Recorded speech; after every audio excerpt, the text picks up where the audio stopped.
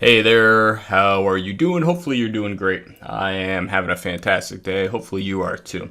In this video slash series of videos, we're going to be talking about data structures. In this case, the linked list data structure. More importantly, the singly linked list data structure.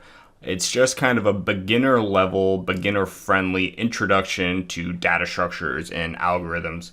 So, I'm a big fan of linked lists, and even though they're beginner friendly, they're used all over the place. For example, in your browser, your back and forward button for your history most likely has some type of underlying linked list implementation.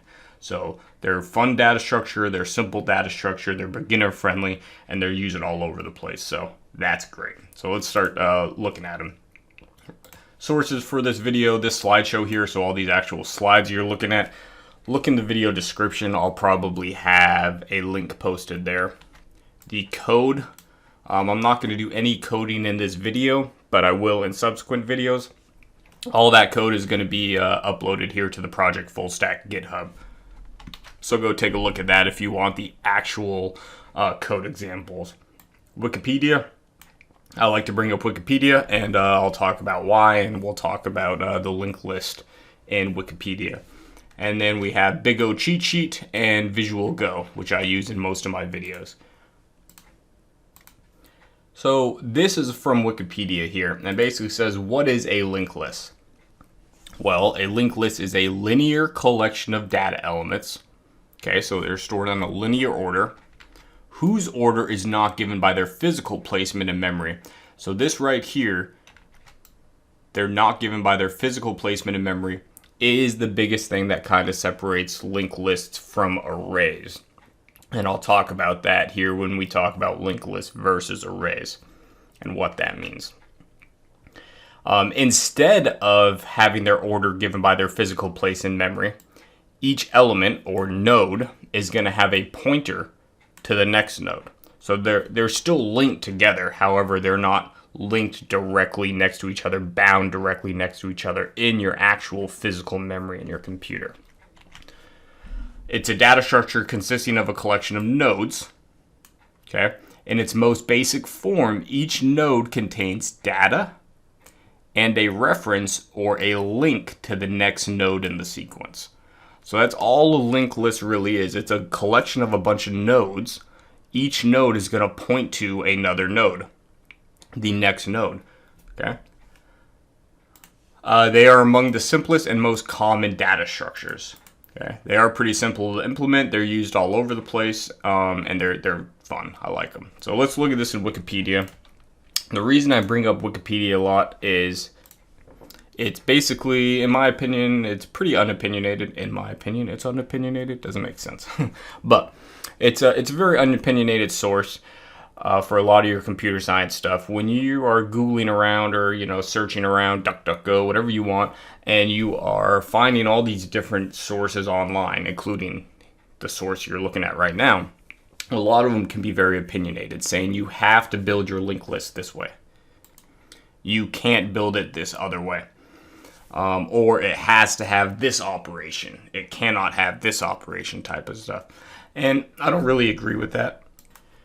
As long as you meet the basic abstract data type requirements for a linked list, such that it's a collection of nodes which point to each other, and I can insert nodes at the beginning, and I can search for nodes and that type of stuff, that's all you need.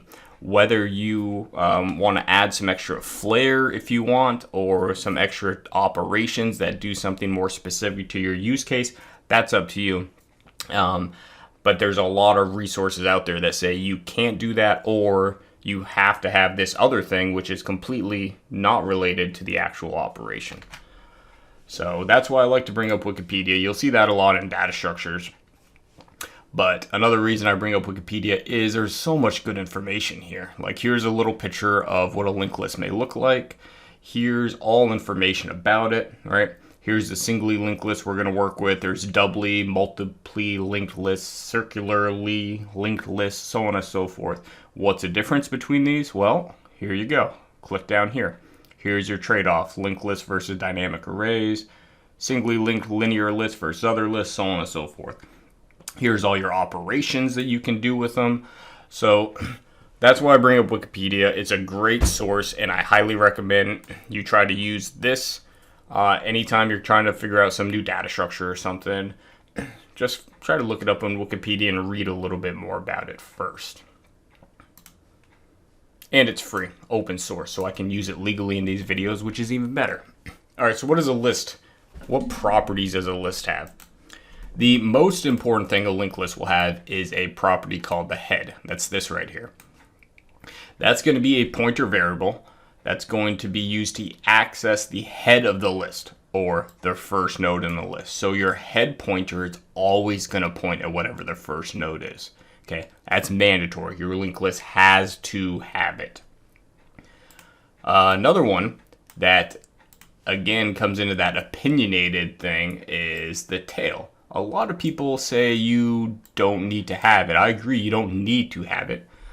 Some people will say you absolutely can't have it, and I disagree with that because I can have it. I can easily program it in, and it does help in a few different use cases. But the tail is very similar to the head. It's just another variable, but instead of pointing to the first node in the list, it's going to point to the last node in the list. That's going to make it a little bit easier to add things to the end of your list, because if I'm trying to add something to the end of my list and I don't have this pointer here, I don't have this tail, well then what do I got to do? I got to come here to the beginning, the first node, the head, and then I got to say, okay, go next. Now I'm pointing to this node, okay, go next. Now I'm pointing to this node, okay, go next. Now I'm pointing to this node, go next. There's nothing left over here, so that's where I need to put my new node right there. So it took me 1, 2, 3, 4, basically n, where n is the number of elements in the list, operations to add something to the end of my list if I don't have a tail. If I have a tail, I just come in here, go to the tail, and then tack it on right there and set my next pointer to that node, and I'm done. So that's the benefit of having a tail. I'll probably do my implementation. I'll do my first implementation here without a tail, because again, it's optional. And then in probably my last video for this series, I'll come back and I'll add a tail in and then do the minor changes, and we'll talk about it then. Length is another optional property. You could figure out the length iteratively, just like we did for the adding something to the end of the list iteratively. You can basically start at your head and count the number of nodes until your next pointer is null. Or you could just have another property on your linked list called length, and every time you add a node, you increment it. Every time you subtract a node, you decrement it. And then if you ever need to know how long your list is, you can just access this variable without having to iteratively traverse your list. So again, that's another one of those opinionated things where some people are like, you absolutely don't need a length property, or other people are like, yeah, it doesn't hurt, you know. But they're both optional. Your node properties. So remember, nodes are pivotal to our list right here, right? Like, our list cannot exist without nodes. Each node has a data property. So in this case, as I have my data attributes, my data variables are all integers. They can be whatever you want, though. They can be ints, floats, strings. They could even be another linked list if you want. You could have a list of linked lists, right? You can have all sorts of complex data structures in here. It doesn't matter. Then you have the next, which is another pointer variable. Just like the head was a pointer variable, right? It always points to the first node in the list. Well, each node is going to have a next property, which is going to be a pointer variable to the next node in the list. And that's how this whole thing works. So I can go in using the head property on the list itself and find the first node. And then I can check that node's next property. Say, hey, is it none? If it's none, there's no other elements in the list, so we're done. If it's not none, well, guess what? I can jump to, or I can access, or I can find this next node by using the first node, the node to the left, and accessing the next property, which is going to point to the node to the right. Maybe a little confusing right now. It should be very obvious how that works once we start looking at it in Visual Go and then also coding it. All right, linked lists versus arrays. So arrays, they're both linear data structures. All right, they're both linear data structures. Okay. However, the way they kind of store their elements is different. So arrays are contiguous in memory. Contiguous in memory. That means when I create a new array, what's going on behind the scenes is you're basically saying, hey, go into memory, and I want to reserve, 8 chunks of memory. Because I said my array is going to be a size 8. So I'm going to go in there and I'm going to reserve 8 chunks of memory all in a row. Because they're all in a row, you can use indexes. So that's how indexes work in arrays. Is basically you're just going to go to the first kind of spot in memory where the array exists. And then if you're accessing like the third index, you're just going to jump 3 basically slots in your array. I don't need to access each individual one. I just literally say, hey, go to this memory address, and then let's add basically 3 to that memory address, which is going to get me to the specific index I need. That's how arrays work. That's how you can access them, a specific index in one operation, O to the 1.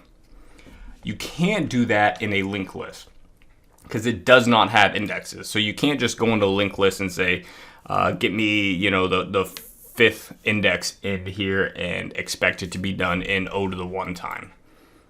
Because they are non-contiguous in memory.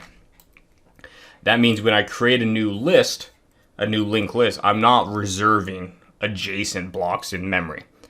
I'm going to basically, every time I create a new node, it's going to create a new node in memory, and then it's going to set that next pointer to some other spot in memory. And that other spot could be anywhere. We don't know. It's non-contiguous. It's not necessarily the next adjacent memory block. So if I did want to find a specific index, I would have to traverse my list linearly. Okay, I'd have to start at the first node and then work my way counting. Basically, I got to start at the first node and then jump 5 nodes to the right. So it's going to take O to the n time, where n is the index I'm looking for. So that's one drawback. That's why you'll see right here on the, this is from Big O cheat sheet, the access. For an array, you can access an O to the 1. That's this thing right here. It's got an index. It's continuous memory allocation, so we can find a specific index in one lookup.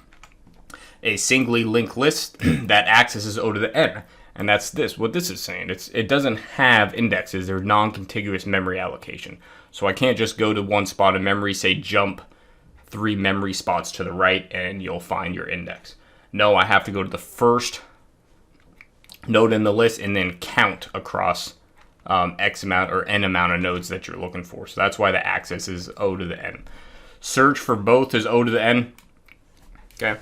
Because again, if I'm searching an array, I have to start at the first index and then work my way to the right. Same thing with a linked list, so they're both O to the N. Now, insertion and deletion in an array is expensive. So you can see in an array, insertion, deletion is O to the N. That's because it is contiguous memory allocation. That means if I insert a new index somewhere into the middle of this array, I then have to basically reorder all the other indexes in the array, which takes O to the n time. Inserting something in a linked list is easy. It's O to the 1. I basically add it onto the head. Or if you have a tail, you can add it onto the tail. So that's one benefit of a linked list over an array, is that insertion's much easier. Same concept for deletion, right? For an array, deletion is expensive. Okay. The reason for that is the same thing with the indexes, a contiguous memory allocation, blah, blah, blah. So if I delete an index in an array, I have to go back and I have to re-index, basically reline up all the indexes for the remaining elements. So that's why it's O to the n for an array for deleting. Whereas singly linked lists, it's simple. I just basically set the next pointers to null, or kind of swap around some next pointers between nodes as appropriate, and boom, I'm done. So deletion is O to the 1. Okay, so that's kind of the big difference between linked lists versus arrays. There is kind of one more thing you can talk about when you talk about contiguous versus non-contiguous memory allocation. So basically, linked lists can grow without You can add new elements, and you don't necessarily, when you create a linked list, have to say it's going to have X amount of elements in there. In an array, technically, you have to.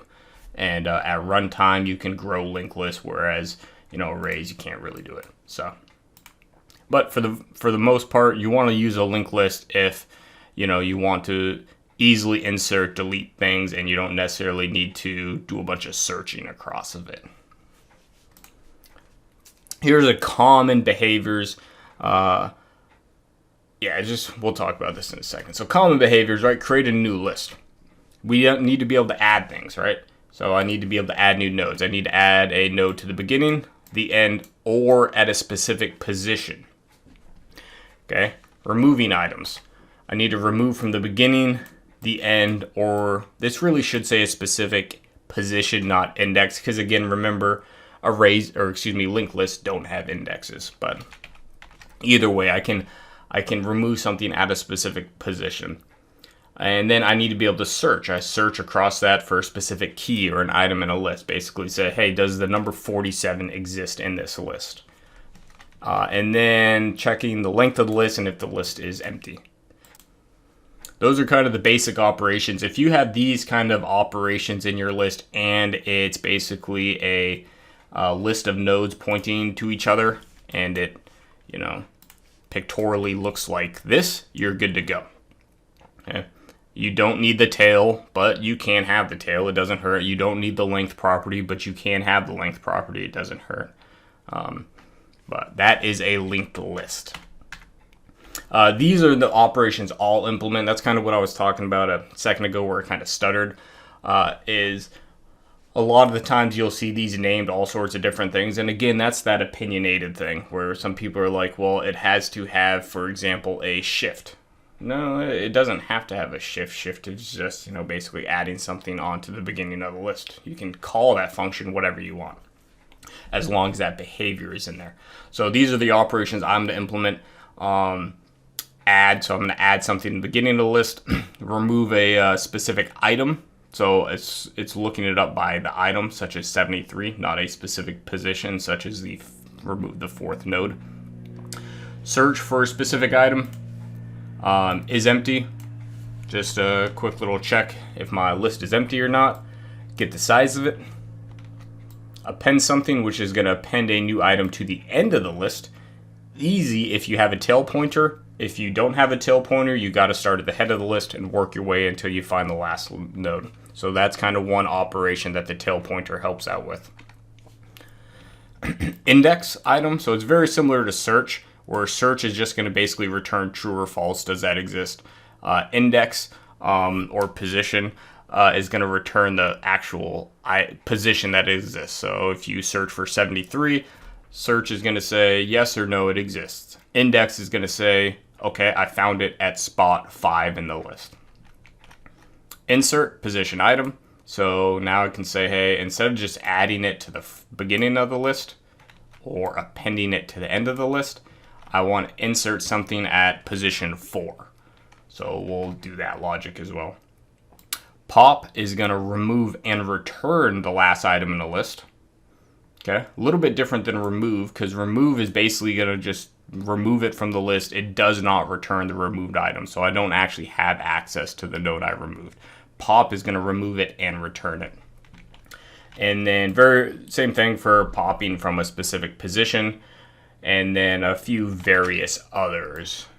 Just because, again, there's a lot of different kind of stuff you can do with these if you want to. But these are our main basic functionalities that we want. You can name these whatever you want. But all right, that video took longer than I thought it was going to. So in the next few videos here, I'll start just kind of slowly, video by video, working my way through these individual functions until we're